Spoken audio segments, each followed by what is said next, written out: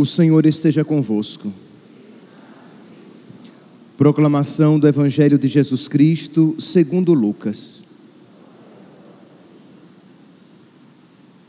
Naquele tempo, milhares de pessoas se reuniram a ponto de uns pisarem os outros. Jesus começou a falar primeiro a seus discípulos: tomai cuidado com o fermento dos fariseus, que é a hipocrisia. Não há nada de escondido que não venha a ser revelado, e não há nada de oculto que não venha a ser conhecido. Portanto, tudo o que tiverdes dito na escuridão será ouvido à luz do dia, e o que tiverdes pronunciado ao pé do ouvido no quarto será proclamado sobre os telhados. Pois bem, meus amigos, eu vos digo, não tenhais medo daqueles que matam o corpo, não podendo fazer nada mais do que isso. Vou mostrar-vos a quem deveis temer. Temei aquele que depois de tirar a vida, tem o poder de lançar-vos no inferno. Sim, eu vos digo, a esse temei. Não se vendem 5 pardais por uma pequena quantia? No entanto, nenhum deles é esquecido por Deus. Até mesmo os cabelos de vossa cabeça estão todos contados. Não tenhais medo, vós valeis mais do que muitos pardais. Palavra da salvação.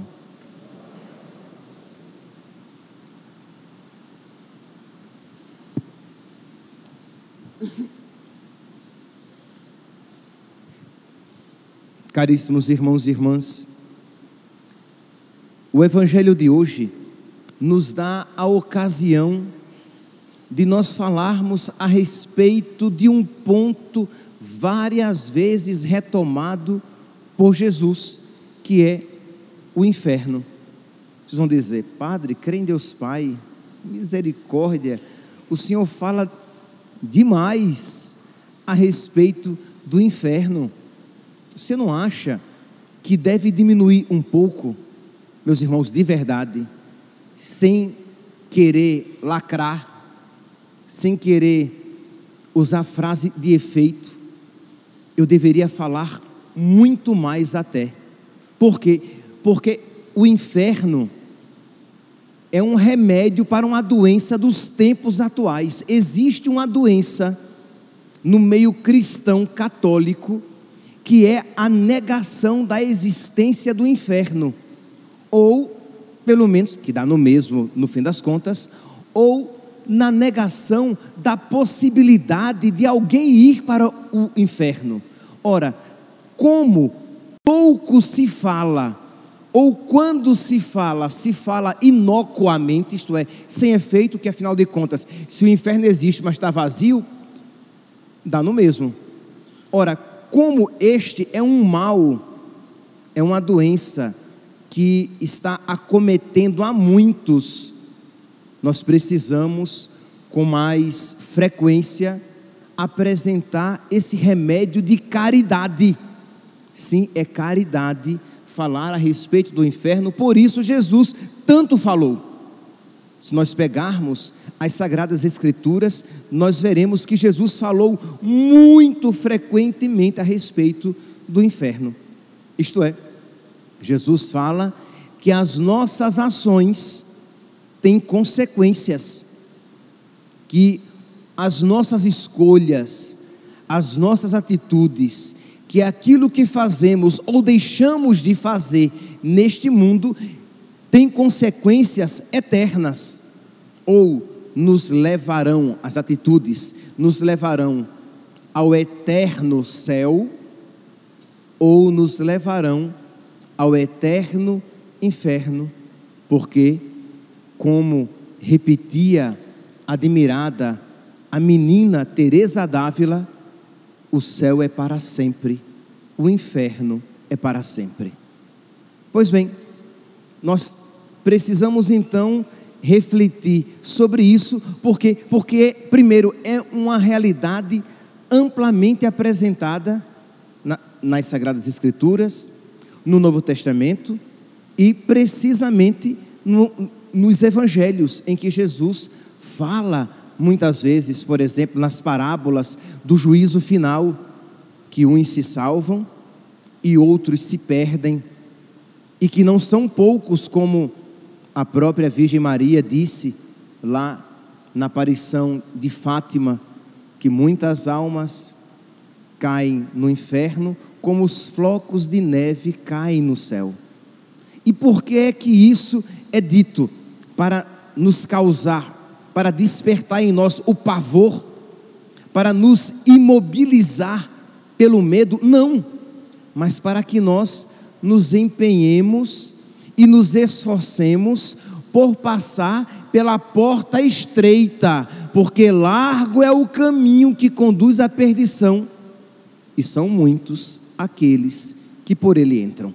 São palavras de nosso Senhor, não palavras de um padre terrorista medieval aqui do Cristo Rei, na cidade de Várzea Grande, da arquidiocese de Cuiabá. Não, são palavras de nosso Senhor. Esforçai-vos. Ou uma outra palavra tão forte quanto esta, se não mais forte ainda, de nosso Senhor, que diz: só os violentos entrarão no reino dos céus. Isto é, vocês podem pegar Mateus capítulo 11, versículo 12. Jesus diz assim: desde a época de João Batista até o presente, o reino dos céus é arrebatado à força, e são os violentos que o conquistam. Isto é, o que é que nosso Senhor quer dizer com isso, quando apresenta a figura de João Batista, o penitente? Ele está falando que nós alcançamos o céu à base da pancada, já que são os violentos que alcançam o reino dos céus? Não é isso, meus santos.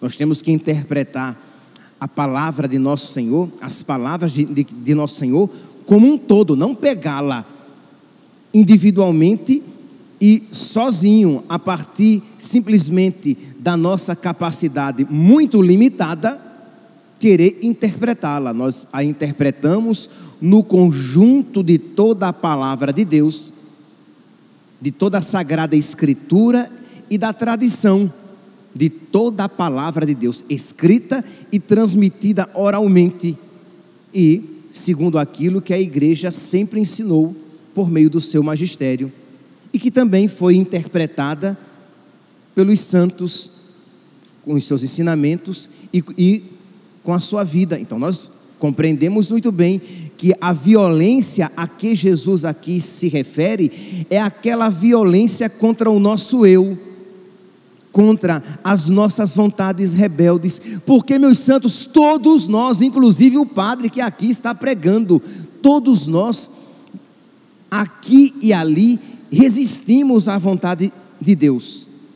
Todos nós, inclusive o padre que aqui está falando, aqui e ali, não queremos ceder, queremos que as coisas sejam à nossa maneira, de modo que renunciar a si mesmo e deixar Cristo ser em mim, amar em mim, perdoar em mim, viver por meio de mim, isso requer uma violência ao homem velho que em mim vive.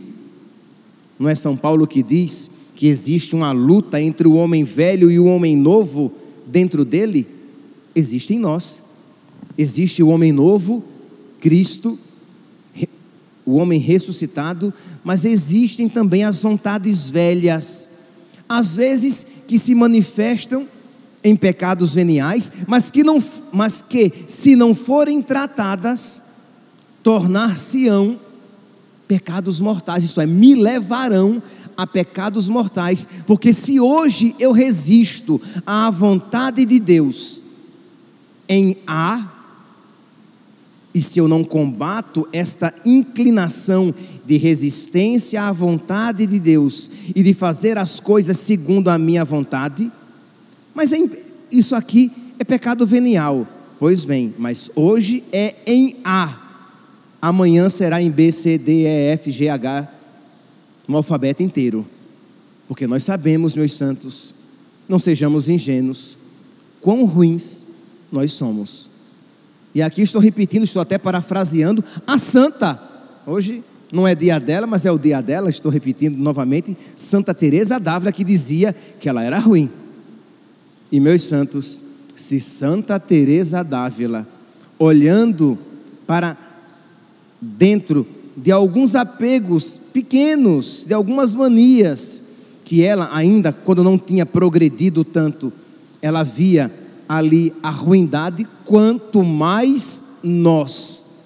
Então quer dizer, precisamos então, reconhecendo que existe muita coisa em nós que precisa ser reorientada, coisas que precisam ser reorientadas, coisas que precisam ser mudadas.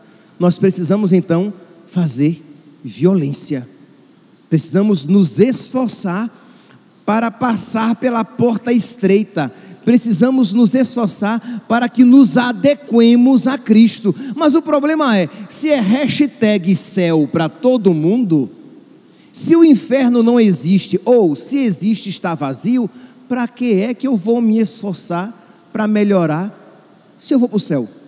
Se vai todo mundo para o céu, entende? Se no fim das contas, Deus não é justo, se no fim das contas, a palavra de Deus não é verdadeira, porque como é que ela fala tão claramente a respeito do inferno, a respeito de algo que não existe? E se, meus santos, o inferno não é uma realidade, não tenhamos dúvidas de que a mediocridade será a atitude do dia, a atitude da hora, a atitude comum. Por quê? Porque nós não nos esforçaremos para passar pela porta estreita, porque, no fim das contas, nem existe porta estreita, nem porta larga. Existe, segundo a cabeça desses que assim dizem, não Jesus, existe uma única porta, a salvação para todos. Então nós precisamos voltar a nossa atitude, a nossa luta contra nós mesmos, para que nós nos adequemos a Jesus, para que nós levemos a sério aquela palavra de nosso Senhor, que está lá em Mateus capítulo 5, versículo 48, sede perfeitos, como o vosso Pai Celeste é perfeito. Ora, este chamado de nosso Senhor à perfeição, à santidade, é não apenas, sim, para que nós não nos encaminhemos para o inferno, mas é o caminho mais seguro para que nós não caiamos no inferno. Porque se você diz assim, eu não quero apenas não ir para o inferno, eu quero é ser perfeito, eu quero é ser santo. Isto é, o que significa isso? Eu quero ter uma comunhão cada vez mais profunda com Jesus.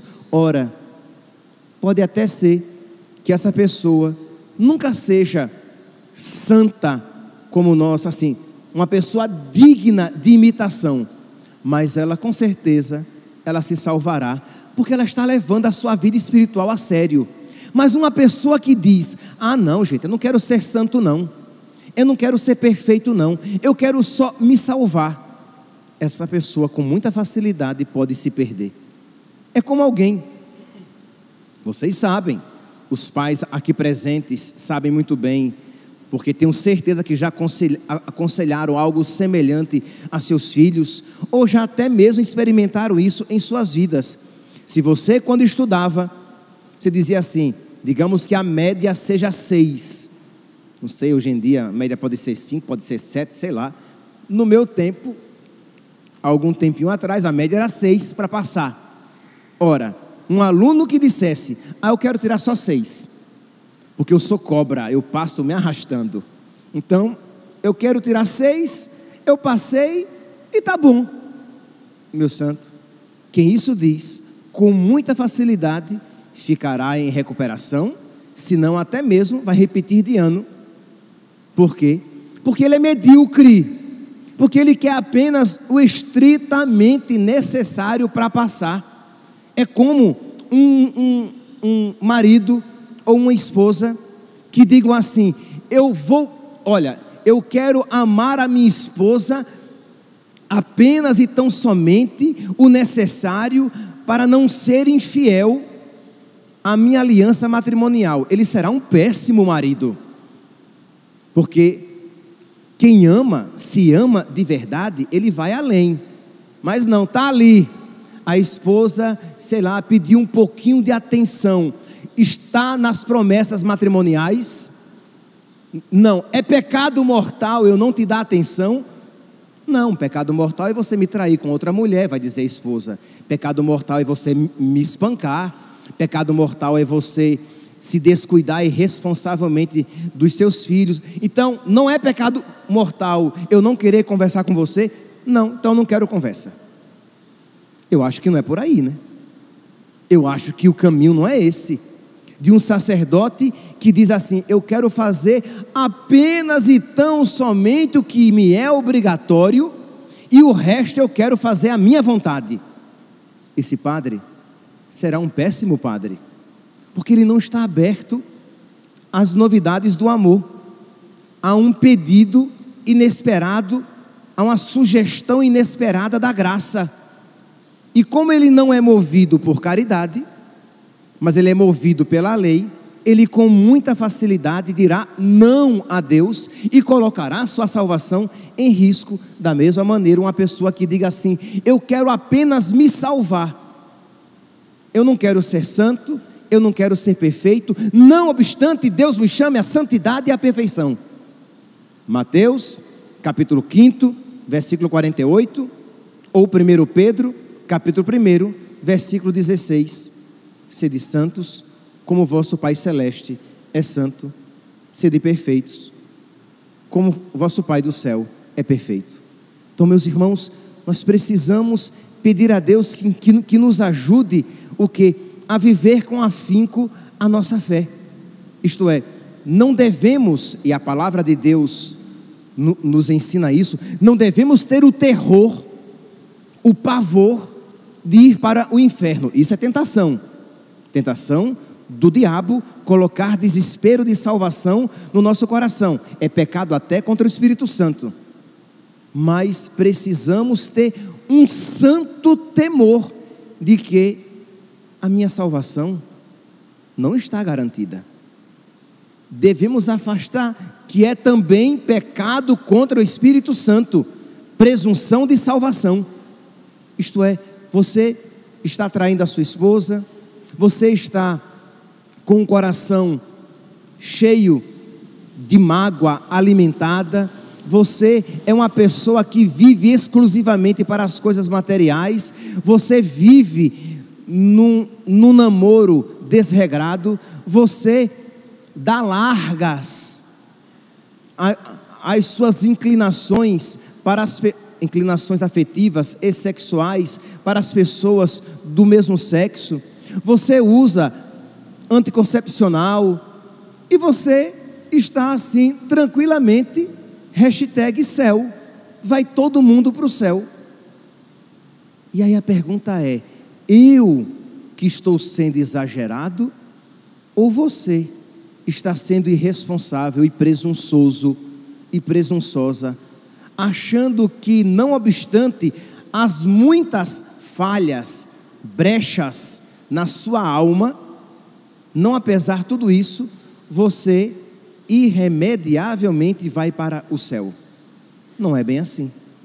Então, se por um lado eu devo levar a sério, isto é, eu posso me perder, e eu preciso me esforçar, fazer violência até contra o homem velho, a mulher velha que existe em mim, para que eu me converta de verdade e entre no caminho de busca de santidade, de perfeição, da virtude, que não fique escolhendo quais virtudes eu vou viver e quais pecados e para quais pecados eu vou fazer vista grossa. Eu preciso combater esses pecados, porque um pecado não combatido, mesmo que, digamos que pelo menos, segundo a minha leitura, seja até venial, com o passar do tempo, aquilo pode endurecer interiormente a minha alma, me endurecer interiormente, endurecer a minha alma, de modo que eu me torne predisposto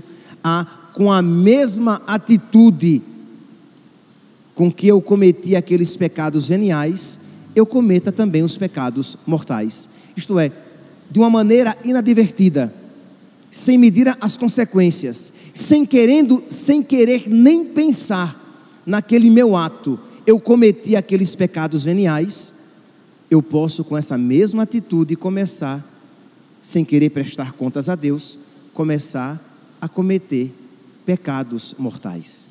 Então vamos lá, hoje, primeira atitude, temor de Deus. Temer e ir para o inferno. Jesus diz, como é que ele fala aqui? Versículo 4, Lucas capítulo 12, versículo 4. Pois bem, meus amigos, eu vos digo, não tenhais medo daqueles que matam o corpo, não podendo fazer nada além do que isso, porque os discípulos estavam com medo dos fariseus, que já queriam matar Jesus, e que poderiam também matá-los, então eles estavam com medo. Jesus diz, olha, não tenham medo deles, o máximo que eles podem fazer é matar o corpo, tenham medo, versículo 5, vou mostrar-vos a quem deveis temer, temei aquele, é Deus, que depois de tirar a vida, tem o poder de lançar-vos no inferno. Então está claro, eu acho que mais claro do que isso, não precisa. Mas para que o pavor não se instale nos nossos corações, imediatamente Jesus vai dizer que nós valemos mais do que os pardais, e se Deus cuida dos pardais, Deus cuidará de nós, que até os cabelos da cabeça estão contados, isto é, Deus conhece a nossa vida, e Deus não vai nos desamparar, então Deus cuidará de nós, por isso, não tenhais medo. Então parece até uma contradição, no início, tenha medo, e tenha medo de Deus, que pode, além de tirar a vida, lançar no inferno. Depois Jesus diz, não tenha medo, porque Ele vos ama. Mas percebe, não tenha medo, quem vai levar a sério que eu posso me perder. Então se eu de verdade estou lutando e combatendo contra o homem velho, a mulher velha que existe em mim, se eu de verdade estou me esforçando para passar pela porta estreita, se eu de verdade estou procurando ser perfeito como Deus é perfeito, mesmo sabendo que eu nunca neste mundo serei perfeito como Deus, e mesmo sabendo que eu sempre estarei aquém daquilo que Deus espera de mim, eu tenho confiança. Se eu estou correspondendo com a graça de Deus, eu posso esperar a sua misericórdia, não terei medo, porque Deus que cuida dos pardais, Ele cuidará de mim. Que Deus, meus santos, nos conceda esta sabedoria.